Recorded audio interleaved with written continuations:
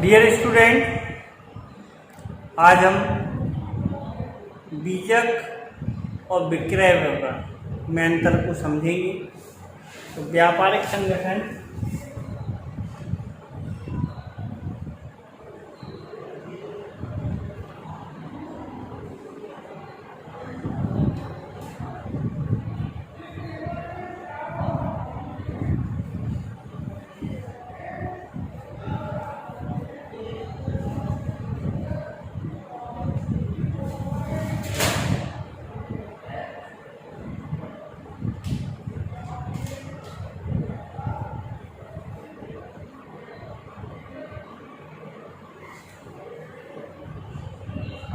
बीजक और विक्रय विवरण।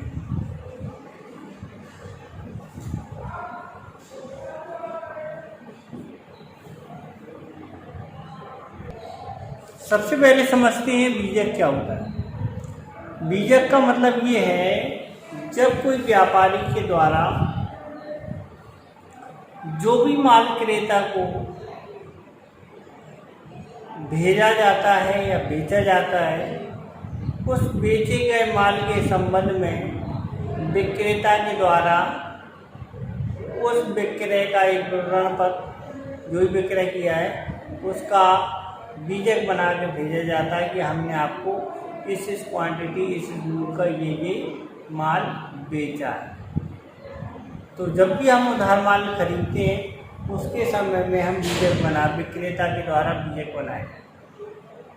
तो सीधा सीधा जो मालिक होता है या विक्रेता होता है वो बीजक बनाता है। सबसे पहली बात तो ये समझना जरूरी है। अब हम दूसरी बात ये समझेंगे कि जो विक्रय विवरण होता है उस विक्रय विवरण को किसके द्वारा तैयार किया जाता है। तो विक्रय विवरण को तैयार करने को जो प्रधान होता है यानी मालिक होता है, मालिक के द्वारा जब अपना माल किसी एजेंट को विक्रय के संबंध में भेजा जाता है, यानी मालिक होता है, मालिक अपना माल एजेंट को भेजता है कि आप हमारा विक्रय करें और इस विक्रय करने के बाद जो भी आप विक्रय करेंगे उस पर आपको हम निर्धारित दर से कमीशन देंगे। तो जब माल भेजने के उपरांत एजेंट को माल भेज दिया जाता है तो गुड्स एंड ऑन कंसाइनमेंट कहलाता है। वही माल जब एजेंट के द्वारा विक्रय कर दिया जाता है तो इस विक्रय किए गए माल के संबंध में एजेंट के द्वारा एक विवरण पत्र बनाया जाता है। उस विवरण पत्र को हम विक्रय विवरण के नाम से जानते हैं। विक्रय विवरण में भी विक्रय के संबंध में समस्त चीज़ों का लेखा होता है और यह विवरण पत्र इस बात का उल्लेख होता है कि एजेंट ने इस क्वांटिटी का इस रेट से माल बेच दिया तथा उसने जो भी खर्चे किए कमीशन दिया वो इतना हुआ उतना माल। इससे कि ये पता चल जाता है कि मालिक के पास कितना माल शेष बचा। इस उपलक्ष्य में जो एक प्रपत्र तैयार किया जाता है जो हम विक्रय विवरण के नाम से जानते हैं। अब हम ये देखते हैं कि बीजक और विक्रय विवरण में क्या अंतर है। तो सबसे पहला अंतर है शीर्षक। जो बीजक बनेगा, बीजक में शीर्षक के रूप में बीजक ही लिखा जाएगा और विक्रय विवरण बनेगा, विक्रय विवरण का शीर्षक में हम विक्रय विवरण का उल्लेख करेंगे। यानी अगर हम बीजक बना रहे हैं तो उसका शीर्षक बीजक लिखा जाएगा, अगर हम विक्रय विवरण बना रहे हैं तो विक्रय विवरण का शीर्षक विक्रय विवरण लिखेंगे। सबसे पहली बात तो इस बात को हमें समझना पड़ेगा कि इनका शीर्षक अलग अलग शीर्षक लिखा जाएगा। विक्रय विवरण में विक्रय विवरण शीर्षक लिखा जाएगा और बीजक में बीजक का शीर्षक लिखा जाएगा। विक्रय विवरण का प्रयोग दूसरा है प्रयोग।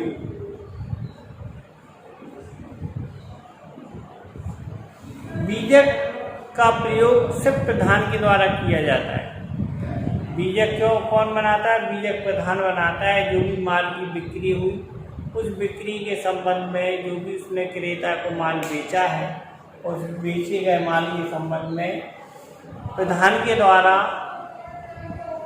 द्वारा जो भी विक्रय किया जाता है, उस विक्रय के संबंध में बीजक को तैयार किया।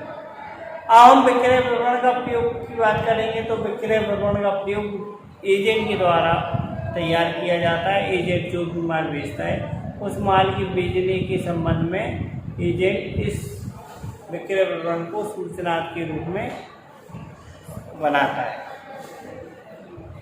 तो किस रूप में बनाता है? एक सूचना के रूप में बनाता है।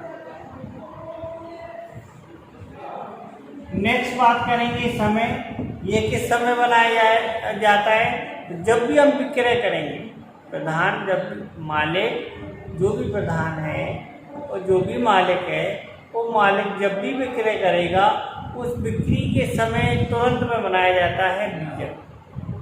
अब विक्रय विवरण की बात करेंगे तो विक्रय विवरण बनाने का तरीका ये है कि जब भी एजेंट अपना माल बेच देगा, बेचने के बाद जब भी वह उस बिक्री की सूचना अपने प्रधान को देगा, उस समय बनाया जाएगा। तो विक्रय विवरण ये कह सकते हैं कि बीजक बिक्री के तुरंत समय बनाया जाता है और विक्रय विवरण उसके बाद बनाया जाता है। अब नेक्स्ट आती है प्रयोग।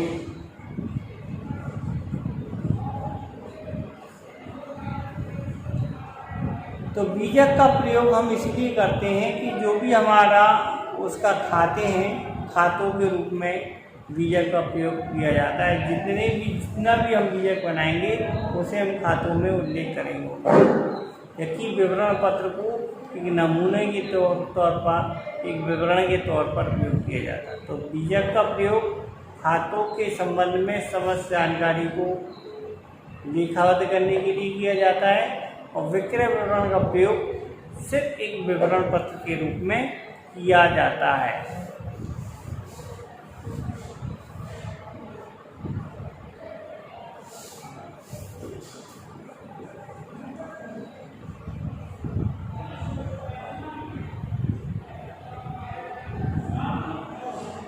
अब खर्चे और व्यय की बात करते हैं। तो खर्चे और व्यय की बात में ये है कि बीजक में जो भी खर्चे और व्यय होते हैं, उन खर्चों और व्ययों को जोड़ा जाता है। बीजक जब भी बनाएंगे तो जो भी प्रधान के द्वारा खर्चे और व्यय किए जाते हैं, वो उसे बीजक बनाते समय उस बीजक में हम उन्हें जोड़ लेते हैं। तो खर्चे और व्यय यानी बीजक बनाते समय जो भी हमारा खर्च होगा, उस खर्च को हम अपने बीजक में जोड़ लेंगे। जबकि अगर हम विक्रय विवरण बना रहे हैं, तो विक्रय विवरण बनाने में जो भी एजेंट के द्वारा खर्चे हो रहे, कमीशन हो रहे, ये सारी चीज़ें घटा दी जाती हैं। तो इसमें खर्चे और व्यय जोड़े जाते हैं, उसमें वो सारी चीज़ें घटा दी जाती हैं।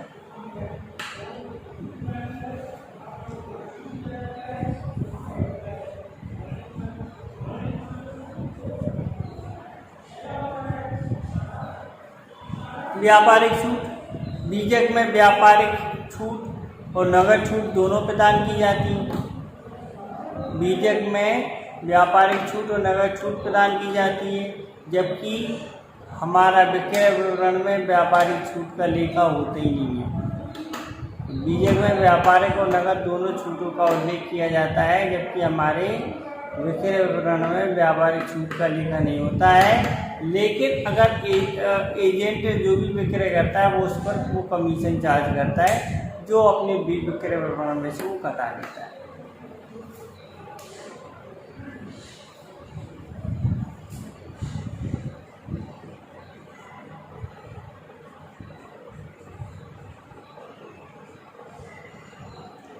नेक्स्ट बात आती है परिशोध कमीशन।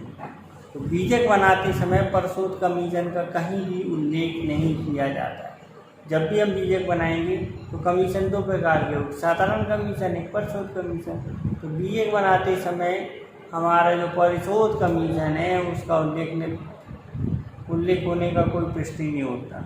लेकिन अगर विक्रय विवरण बनाया जा रहा है तो विक्रय विवरण बनाते समय परिशोध कमीशन का उल्लेख किया जाता है और परिशोध कमीशन प्रधान के द्वारा अपने एजेंट को इसलिए दिया जाता है कि जिससे कि उसकी जो अशोधन हैं वो हो रहे हैं वो ना हो, उसके लिए परिशोध कमीशन दिया।